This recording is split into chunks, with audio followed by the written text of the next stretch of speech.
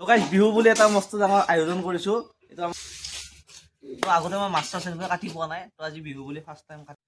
সেই গাইজ পোনপ্ৰথমতে ভোগালী বিহুৰ বহুত বহুত শুভেচ্ছা থাকিল। তো আজি হ'ল উৰুকা, তো উৰুকাৰ উপলক্ষে আজি অলপ ঘৰলৈ আহিলোঁ। বৰ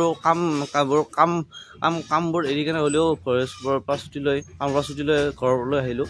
তো বিহু বুলি আজি আহিছোঁ, বহুত ঘৰত বহুত আয়োজন চলিছে, পিঠা পনা আজিৰ পৰা সকলো চলিছে, আপোনালোকৰ ঘৰতো জাগে চলিছে।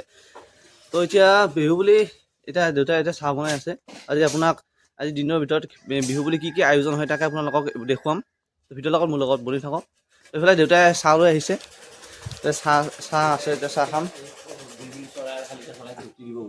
দেউতাই এতিয়া শালিকা চৰাই এইফালে বনৰীয়া চৰাইবোৰক ৰুটি দিব, সৰু সৰুকৈ ৰুটি আছে। ক'ত আছে চৰাই?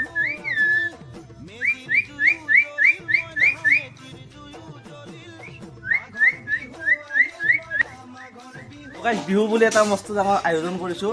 এইটো আমাৰ যোৱাকালি ভিডিঅ' দি থৈ গৈছিলোঁ। তো এতিয়া এইটোকে অলপ কাটা বচা কৰোঁ। দেখিছে নাই কি ডাঙৰ চাইজ? ঠাণ্ডা লগা আমাৰ যোৱাকালি ভিডিঅ' দি থৈ গৈছিলোঁ। তো এতিয়া এইটোকে অলপ কাটা বচা কৰোঁ। দেখিছে নাই কি ডাঙৰ চাইজ?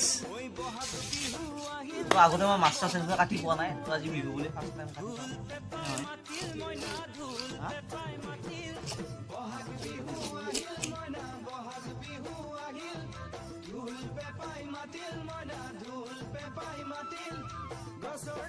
আজি উৰুকা আৰু সেই উৰুকাত মানে আমাৰ মাছ এটা আমি কাটিব ওলাইছোঁ।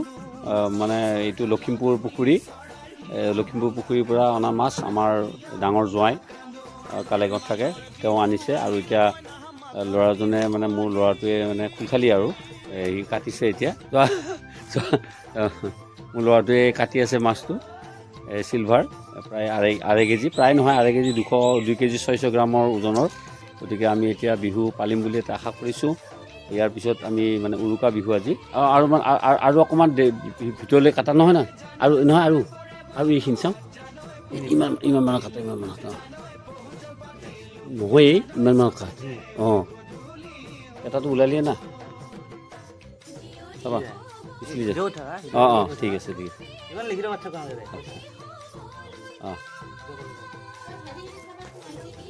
এই পিছলি যাব না।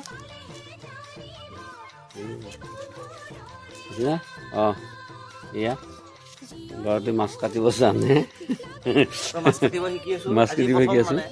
প্ৰথম নহয়, ই বৰপেটা যেতিয়া পলিটেকনিক পঢ়ি আছিলে তেতিয়া তেওঁৰ মালিক, কি নাম আছিলে মালিকজনৰ? কিবা এটা আছিল, দাস আছিলে, ভাল মানুহ আছিলে। তেওঁ মানে এই ল'ৰাটোক মানে এই থেতলা কৰি দিলে আৰু এই মাছ কাটা মানে হেৰি কৰি আছে। তাতে এটা ডাঙৰ মাছ কাটিছিল আৰু প্ৰথম, আজি দ্বিতীয়বাৰ কাটিব পাৰিছে, নোৱাৰা নহয়।